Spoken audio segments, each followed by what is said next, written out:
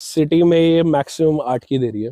मतलब 8 से ऊपर मैंने कभी नहीं निकाली इसकी। सिटी की हाईवे अगर जा रहा हूँ तो मैं भी बाहर जब निकालता तो आइडिया मेरे को 12-13 का दिया होगा इसने, इतना दिया होगा। You can see the claim mileage is 14 kmpl.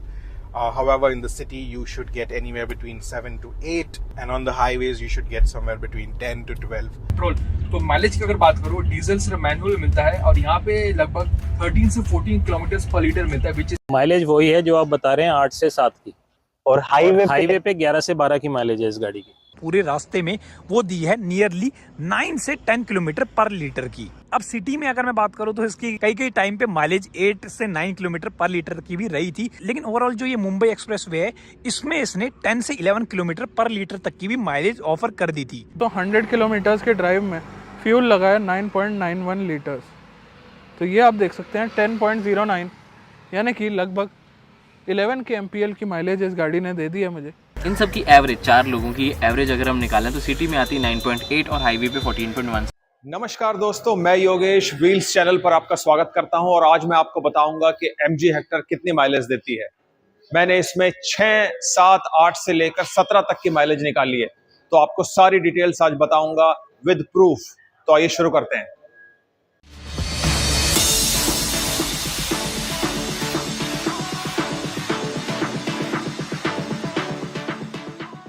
तो आइए अंदर चलकर देखते हैं।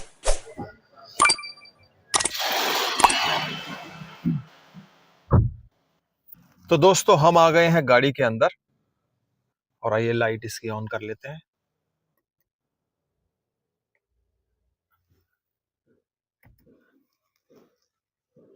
और स्टार्ट करते हैं।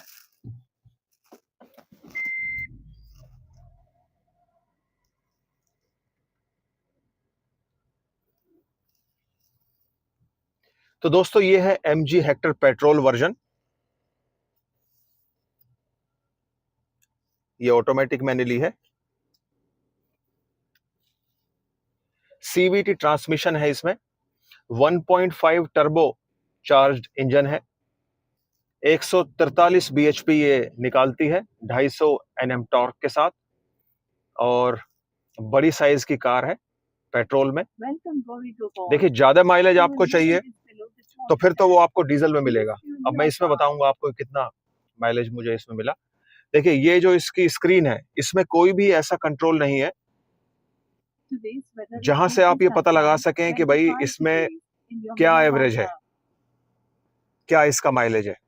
तो ये सब इसके इंफॉर्मेशन है, जैसे कि वेदर के बारे में है, इनबॉक्स, आई कॉल, जियो सावन, ये है रेडियो है, Bluetooth setting, folder, media, AC, vehicle setting, device management. इसके लिए अलग से मैं एक वीडियो बनाऊंगा कि भाई ये कैसे कैसे चलाते हैं, कैसे कैसे इसको समझते हैं। अब ये इसका सामने का डिस्प्ले देख लीजिए। इसमें भी कोई ऐसी इंफॉर्मेशन आपको नहीं मिलेगी जिससे आप ये पता लगा लें कि भाई इसकी एवरेज कितनी है।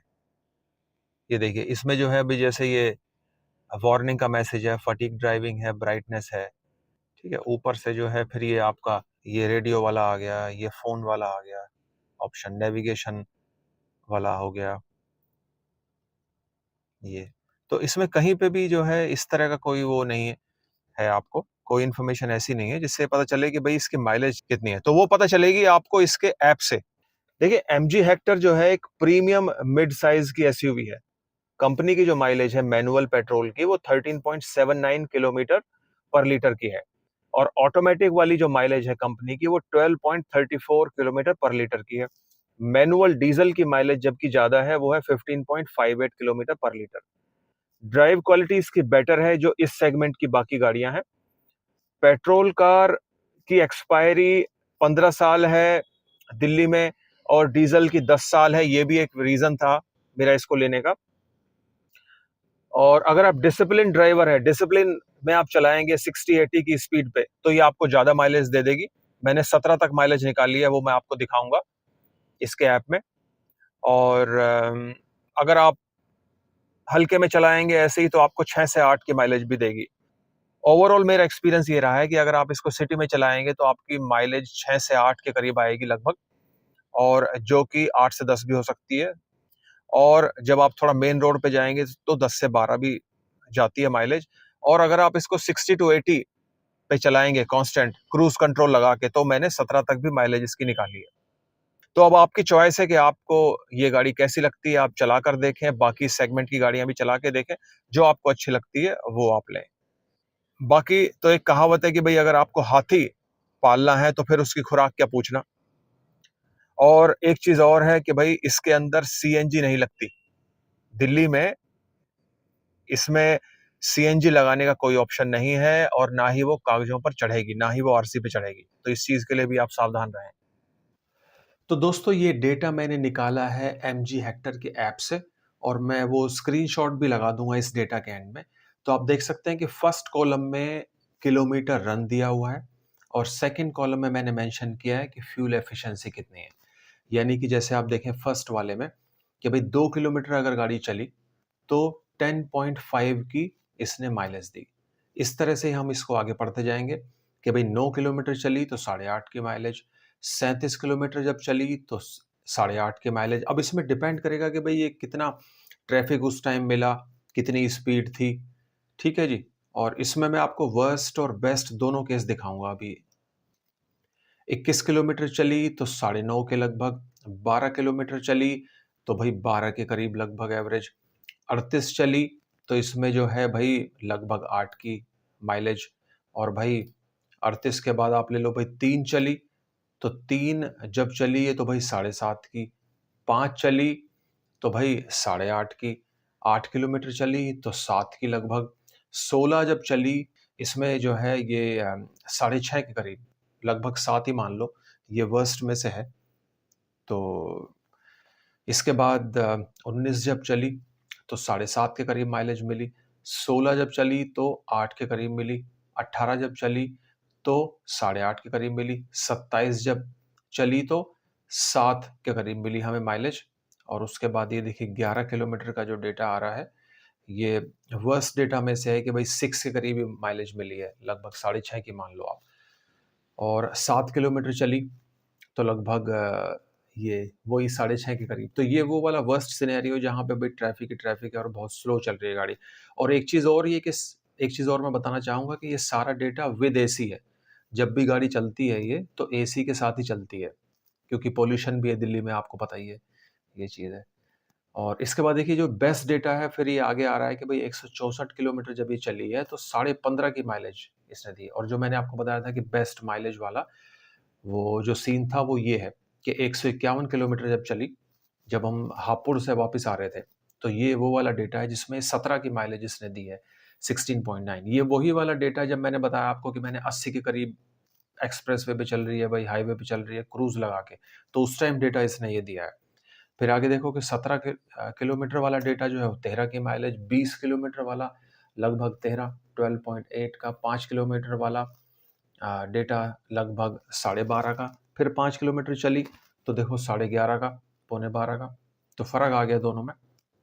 30 किलोमीटर चली तो लगभग 11 का, 39 किलोमीटर चली तो भाई ये लगभग जो है 10 का, और भाई 6 चली तो ये लगभग वही 10 का। तो ये जो डेटा मैंने कंपाइल किया है ये 686 किलोमीटर का डेटा है, जिसमें माइलेज जो है एवरेज जो है वो 9.8 का है। तो आप 10 का माइलेज मान के चलिए।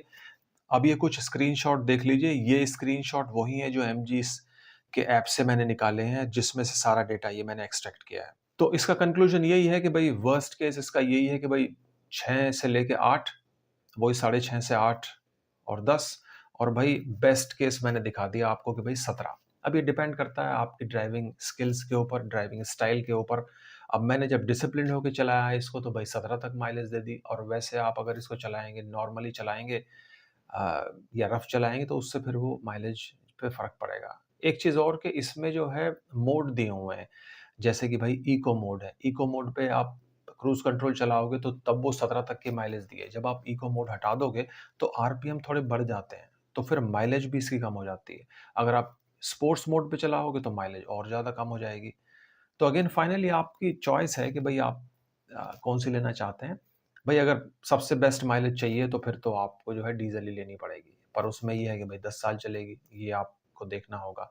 और देखो सीएनजी इसमें लगेगी नहीं, मैंने वो पहले ही बता दिया है, क्योंकि दिल्ली में सीएनजी इस गाड़ी में अलाउड नहीं है। मैंने बात भी की थी तो उसने बताया कि भाई जीप कंपास जो है उसमें नहीं चली, अच्छी परफॉर्मेंस नहीं है सीएनजी की, और इस गाड़ी में भी जो है उन्होंने जो है लगाने से मना कर दिया कि भाई इसमें भी जो है सीएनजी का कोई ऑप्शन नहीं है। गवर्नमेंट ने भी इस कैटेगरी को अप्रूव नहीं किया है, तो सावधान हो जाए। और बाकी चलाने में फर्स्ट क्लास है, कोई दिक्कत नहीं है इसमें, मस्त चलती है, बढ़िया एकदम कमांडिंग पोजीशन है और बड़ी गाड़ी है, आपको फील गुड आएगा, हाथी जैसी फीलिंग आएगी। पर लेने से पहले ये जरूर ध्यान रखें आप कि भाई आपके पास स्पेस है या नहीं है, तो बड़ी पार्किंग होनी चाहिए आपके पास। हाँ, पार्किंग में खड़ी हुई ये गाड़ी एकदम ब्लेसिंग सी लगती है, बड़ी सी, तो वो एक फील गुड फैक्टर है। पर याद रखिए कि सड़कें जो हैं वो कांस्टेंट रहती हैं, सड़कों की चौड़ाई नहीं बढ़ती, तो सड़कें वही रहेंगी, तो आप उसके हिसाब से गाड़ी चुनें कि भाई आपको कौन सी चाहिए। ठीक है जी, मेरे पास तो पहले छोटी थी तो मेरी इच्छा हुई लेने की, तो हमने इस तरह से प्लान करके लिया। बाकी जो प्रभु की इच्छा। तो बहुत बहुत धन्यवाद आपका, आपने वीडियो को पूरा देखा सुना। अब आपसे मिलते हैं अगले वीडियो में, तब तक के लिए बहुत बहुत धन्यवाद। चैनल को लाइक करें, शेयर करें और सब्सक्राइब करें, और कमेंट्स में बताएं कि आप क्या और जानना चाहते हैं इस गाड़ी के बारे में, और मैं वो वीडियोस आपके लिए बनाऊंगा। So thank you so much, मिलते हैं अगली वीडियो में, बाय बाय।